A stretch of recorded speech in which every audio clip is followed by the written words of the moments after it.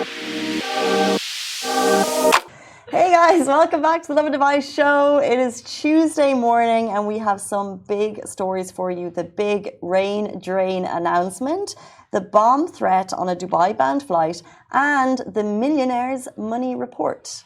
And so if you want to be a millionaire and come to Dubai, don't forget to tune into the Lovin Dubai show podcast wherever you get your podcast from, and enjoy the show.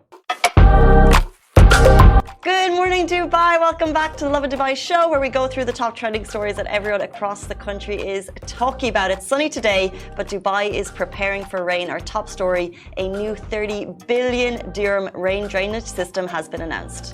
As well, the UAE expands abortion laws with 3 new approved cases.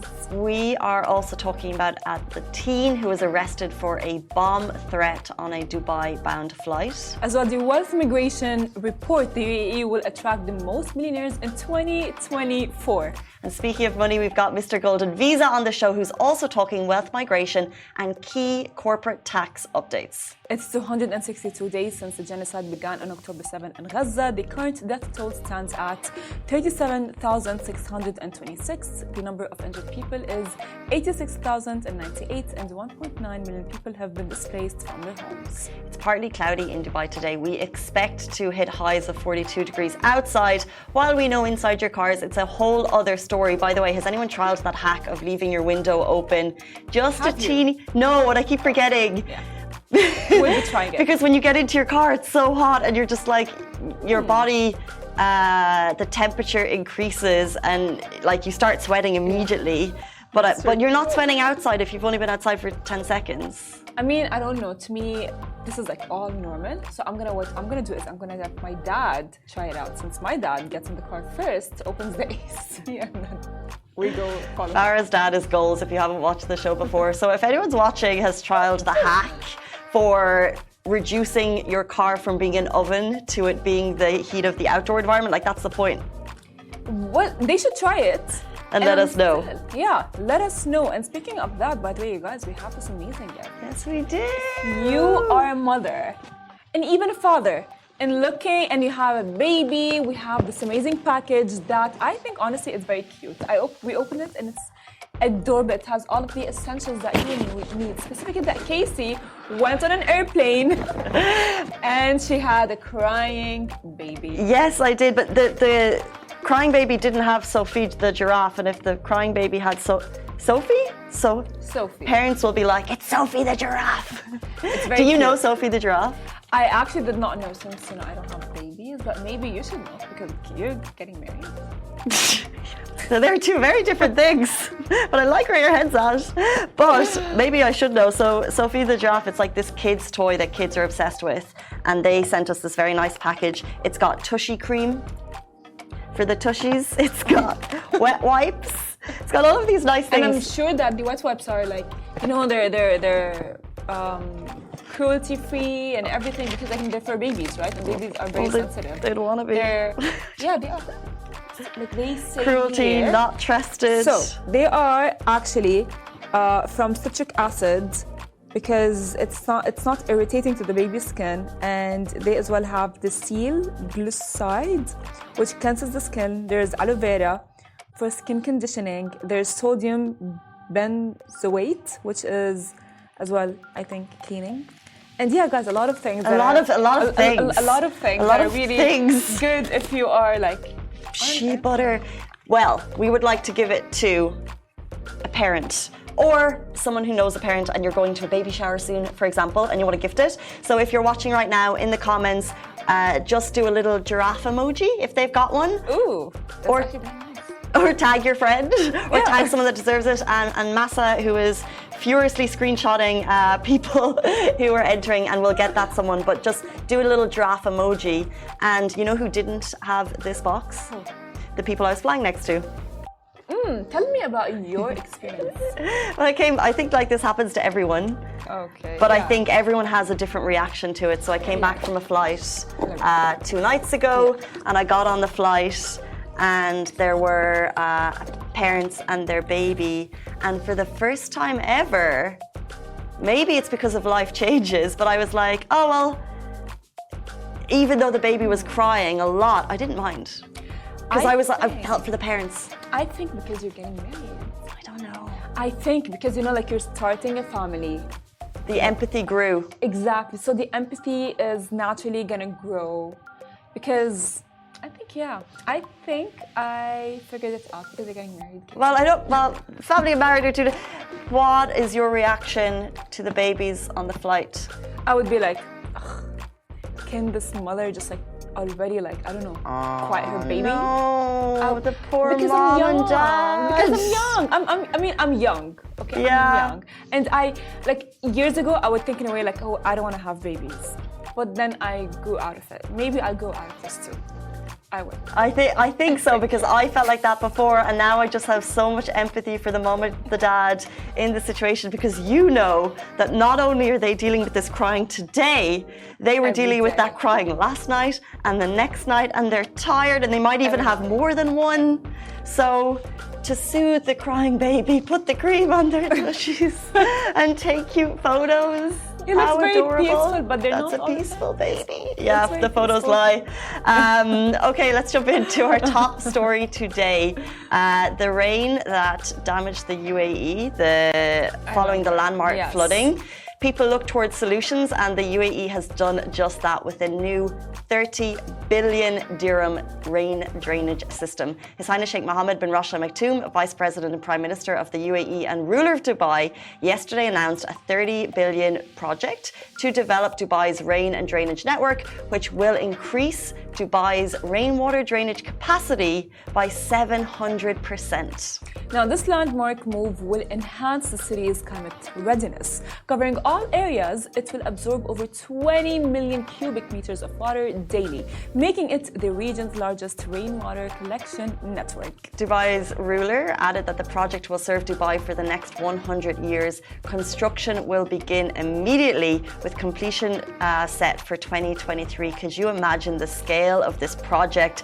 First of all, amazing. We saw one of the most significant climatic moments in UAE history not too long ago. It damaged homes, it damaged businesses, it affected the economy for a couple of weeks, and immediately, within a short space of time, look at what the UAE has done in terms of put the money on the table for the solution. I agree with you, and honestly, the best thing is how the UAE took what it went through and decided to like be ready in case anything else happens for the future, which, by the way, just like shows us how the UAE as a country is really out there for its residents to maybe avoid what happened, the floods that happened. You know, they have done a lot of damage. They do not want the damage to ever happen again, and so they are coming up with this set of drainage for 2033. And aren't we so lucky, because these types of climatic moments, it's not just singular to the UAE. We must remember that so many countries are facing climatic change and needing to deal with it, and not all the countries are blessed with the infrastructure and the economy that we have. And I love the comments. Love the comments on this post, because people are just saying, you know, like, haters have left the chat. Like, this move is so significant. If you're a homeowner in Dubai, you may have questioned it following one climatic incident, but the UAE has just made sure that within a number of years we are ready for this type of climatic incident. I agree, and I want to ask, how is the rain situation in Ireland? It's a lot, because I wanted to see. So this, what we've announced, is going to set the UAE up to combat. What was the number? 20 million cubic meters of water daily. So I wanted to see how much rain we get in Ireland, but the only number I could find was we get 151 rain days a year on average. 151. Which is a lot. Which is like nearly half. I mean, yeah, but like, you know, because like what happened with the UAE, that was 3 days. It was like 3 days of like a lot of rain that maybe if you combine like all of the rain that Ireland and other countries faced. Yeah, there is a comparison of the amount of London gets in a year or a month, I can't remember, and that's how much we experienced in 3 days here. But so it's basically raining every second day in Ireland. Yeah. So do you think they need drainage systems? We're good.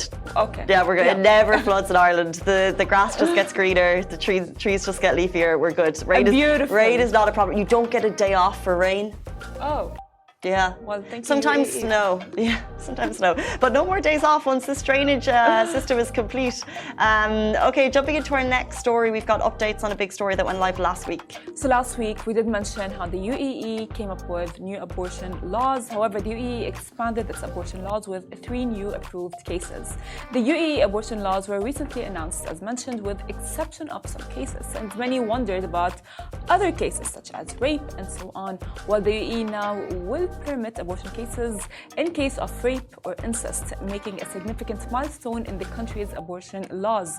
And experts believe this change will enhance the health and safety of women in the United Arab Emirates. For more information, the Cabinet Resolution of number 44 of 2024 related to the medical liability law states that abortion is allowed if the pregnancy is the result of intercourse with a female against her will, without her consent, or without adequate volition, and if the person who caused the pregnancy is an ancestor of the woman or of someone who's basically ineligible for marriage relatives. And as well, abortions for rape or incest require proof by the public prosecution. Now, the fetus must be under 120 days old and the procedure should be safe. Details regarding request spouses have not been specified in the resolution. A licensed gynecologist can perform the procedure at an approved healthcare facility if the conditions are met. The woman must receive medical and social counselling before and after the procedure. And finally, the law applies to both Emiratis and expats as well, who are non-Emiratis, but they must have legally resided in the UAE for at least 1 year before submitting their request.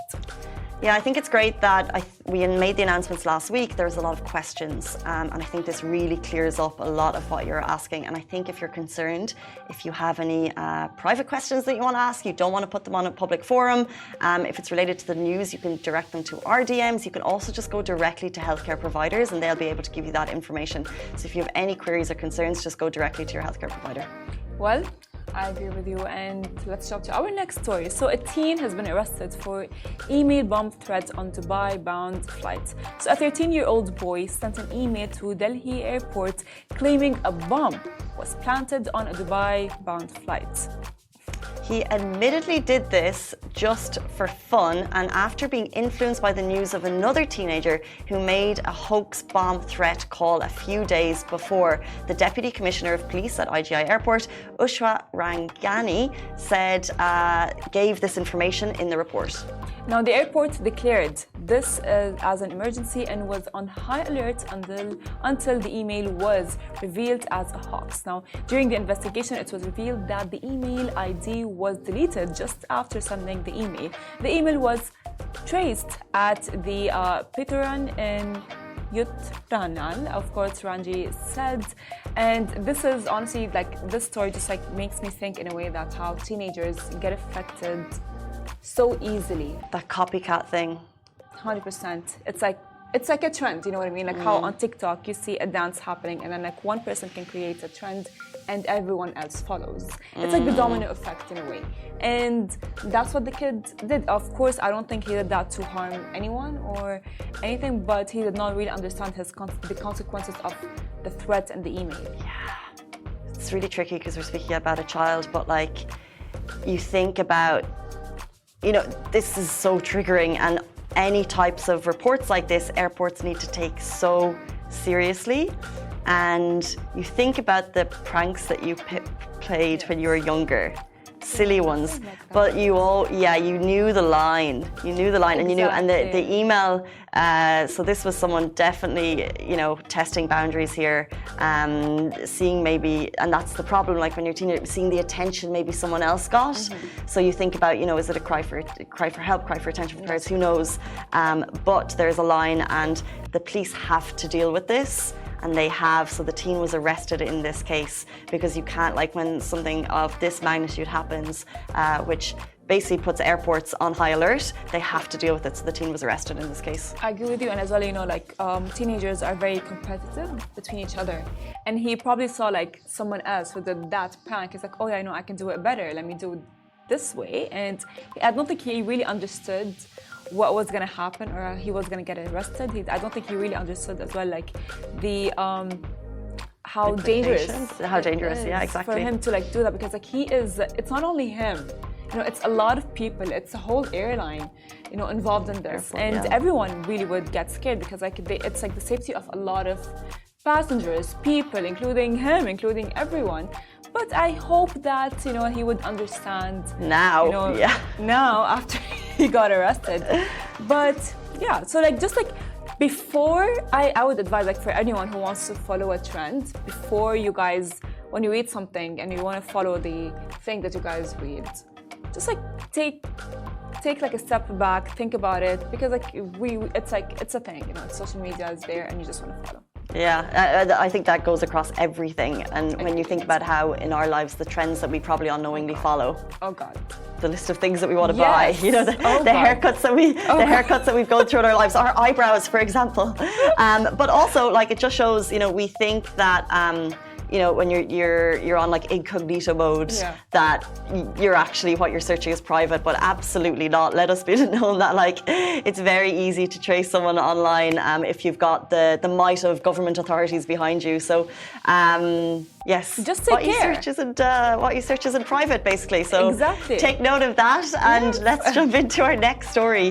The UAE will attract the most millionaires globally in 2024. Yes, the money is moving, and it's moving to the UAE. Henley & Partners annual publications follows wealth and investment migration trends, and they feature exclusive millionaire migration data. And today we're looking at the top 10 countries for millionaire inflow. And this following data set represents the top 10 countries globally in terms of projected net inflow of millionaires this year. Now, millionaire migration is leading indicator of the overall health of a country and its economy, and the UAE tops the list. So without further ado, starting at 10 and moving down to 0, Japan, Portugal, Greece, Switzerland, Italy. I can see why millionaires would want to move to those countries.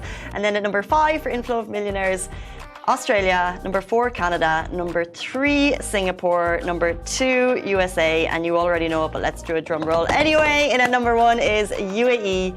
6,700 millionaires are expected to move to the UAE, and if that is a small number to you, we want to give you the differentiation. So at number 2, 3,800 millionaires are expected to move to the USA. So over half of a difference. Anyone watching the show today is like, does she even know maths? Loads of millionaires are moving to the UAE, and significantly more than any other country in the world. So if you're a millionaire in Europe, if you're in South America, if you're anywhere, people are eyeing the UAE more than any country in the world, which is significant. And that shows why property prices are rising.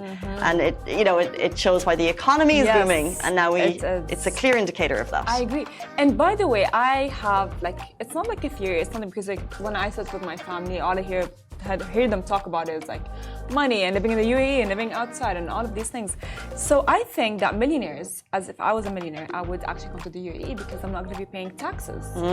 And that would be like a win-win situation for me, and which would be really good. Like if let's say like I am American and I would not invest all of my money in the United States because I'm going to be having to pay tax and so on. And the UAE, by the way, allows you to do everything. At this point. You know what's interesting about the lack of paying taxes is I travelled over Eid, a couple of people did, and I had a conversation, maybe it was with Saima, and it was about the number of holidays you take in the UAE versus if you live anywhere else. And it's just very normal, like a topic of conversation, oh, where are you travelling for Eid? Oh, I'm not traveling. Like, but it's very much part of the yearly planning is, will you go away for Eid, will you not? And then you think, oh, why don't people in other countries, like, why do I take more holidays? And it's because of that little extra, that tax break. And rather than saving the money, we're like, oh, well, just travel. Let it out. Give it out to everyone. Yeah, so we're lucky. Yeah, and by the way, regarding that, my aunt, so we talked about it, and she was like, the UAE is very smart. You know, it gives you that amount of leave days and that amount of summer holidays for schools, because it's better for the economy apparently for the UAE, according to, if I'm gonna like summarize everything that she said. And I like, when she was talking about it, I was like mind blown. I was like, wow, the UAE is really smart, and that's how the UAE keeps on improving economically and financially, and as well like in a tourist way. And it's just like, wow, UAE. I wish I was as smart as UAE. So what you're saying is, if we're off, we'll spend more money if we're on holidays. Well, then therefore, I wonder if they'd move the school holidays at summer to December, and then you'd really stay in the country, because what you see is a massive exodus of people in the summer. Yeah. And although this summer we're seeing traffic hasn't decreased yet, although obviously schools are still in motion, but over the last number of years it was definitely lesser people on the roads. But we do think that the country will still stay busy this summer. There seems to be a bit of a shift, but generally if you really wanted this people to spend their money during summers, you'd shift the school holidays to a cooler time of year. I agree. Katie for president. No, but then kids would actually be going to school in 50-degree heat, and that would not work. Yeah. Speaking of wealth migration, Mr. Golden Visa is going to be up next. We're talking wealth migration. We're going to look at the latest corporate tax updates in the UAE. He's also going to be joined by a special guest right after this break. Do stay tuned. Guys, welcome back to the Lovin Dubai show. Today we are back again with Mr. Golden Visa, who was recently bringing UAE business success to the States and right back to the UAE. He brings with him a special guest, Sahil Kumar, to talk about the journey and provide updates on corporate tax registration. Guys, welcome back to the show. Thank you, Casey. Thank you. Nice to be here. For having us. I hope jet lag is cured. When did you get back from the States? Oh, last Wednesday. It took me 4 days. Time. Yeah, I was sleeping all day, late afternoon, but then now I'm good. After the weekend, I'm much better. What's the hour difference like? 11 hours from the East Coast, and from the West Coast, it was 8.5 hours. Okay. Yes. So tell us, where were you and how was the trip? How did it go? Oh, I went to 4 different states, but Wow. I'll focus on more on Miami and LA, where it was more of a business trip. Met a lot of interesting people. The best part is anyone you talk to and you talk about Dubai, everyone just opens their eyes. They just want to somehow be a part of Dubai. Really? Literally, So just need a way. How do we get here? How can we move our business? What can we do? Even a lot of people, to be very honest, were interested in finding a job in Dubai. That was very interesting for me to know. Like, a lot of people working in massive IT companies, including Silicon Valley, they are looking at options of Abu Dhabi and Dubai. How do they can move there just because of safety, security, ease of working, how Dubai is a bling today. Everyone wants a part of it. So this was really amazing. What was like the most common question you think you got from people about the UAE? Mostly people were interested to know if they move to Dubai, if they will be tax affected. And another massive question, we can own a property in Dubai? People do not know that Dubai you can own a property. This is so shocking. And I'm talking about people from Hollywood that I met. They didn't know that they can own property in UAE.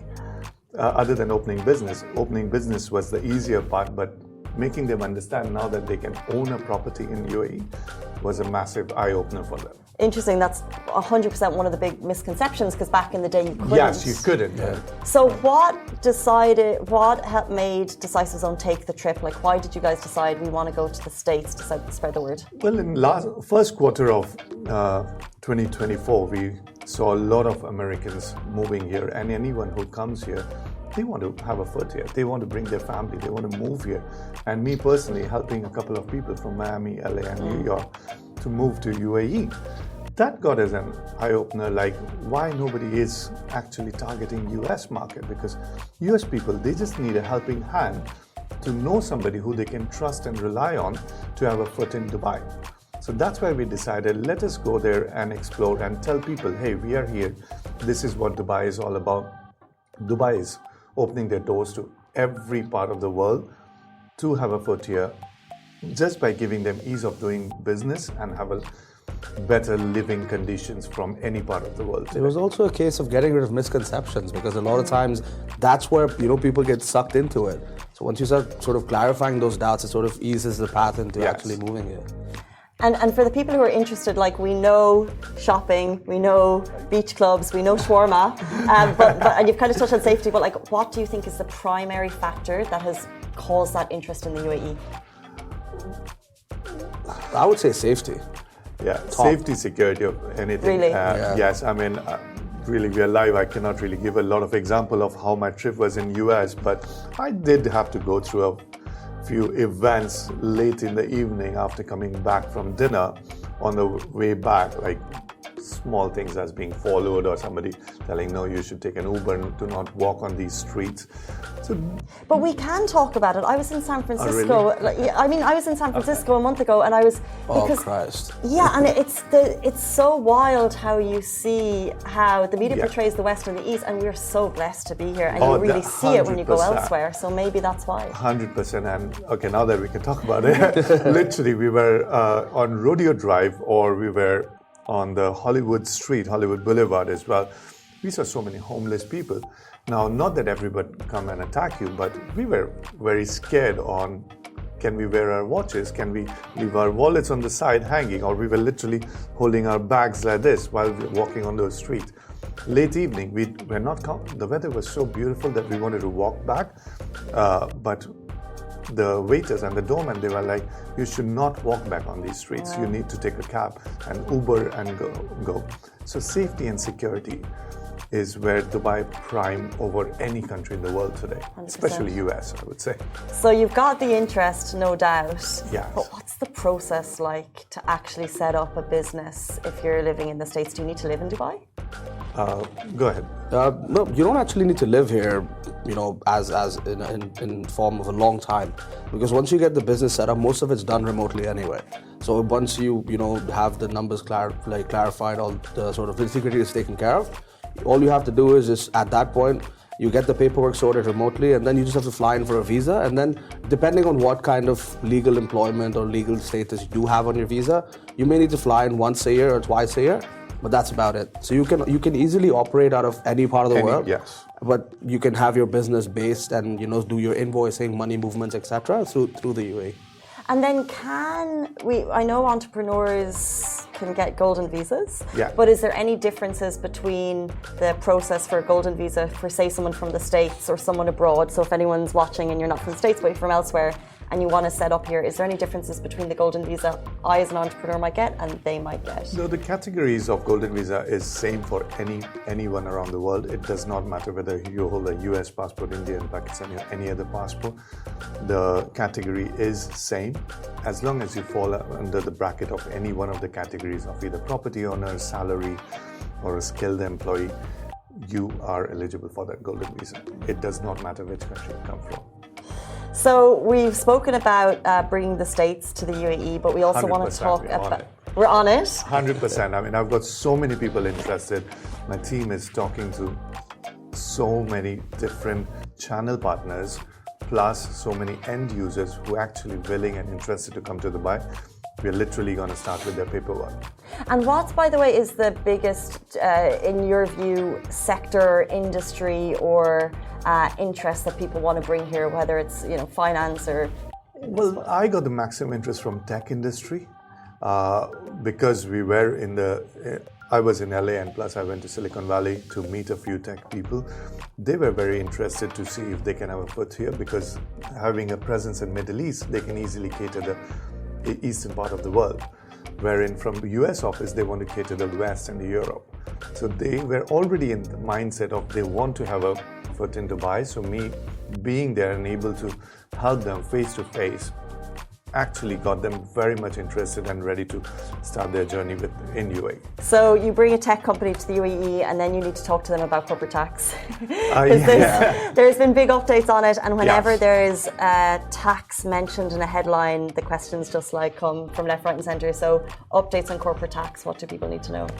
As of the last update, there has been a couple more changes. It's just been imposed a bit more strictly now, because all new businesses and existing businesses have had time to sort of adjust to the fact that yes, it's coming. Mm-hmm. It's also like the same scenario when back in the day VAT was implemented. A lot of people didn't know what was going on, but then people slowly phased into it. They gradually understand what's going on.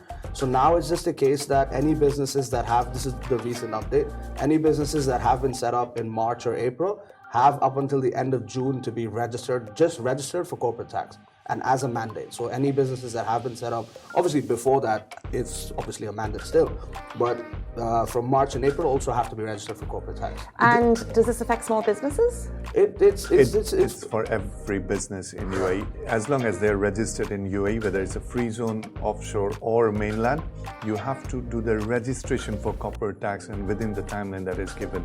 Otherwise, the FTA can impose a fine. So what's the cost for setting up corporate tax? We can get in touch depending on business sizes and things of that nature. So it's a bit of a variable.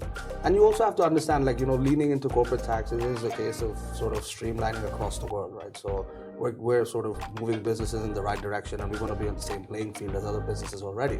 So we want to sort of build that tax structure in the UAE the way it is with the rest of the world already. So if a business comes to you specifically to Decisive Zone, what would you do to help them set up their corporate tax?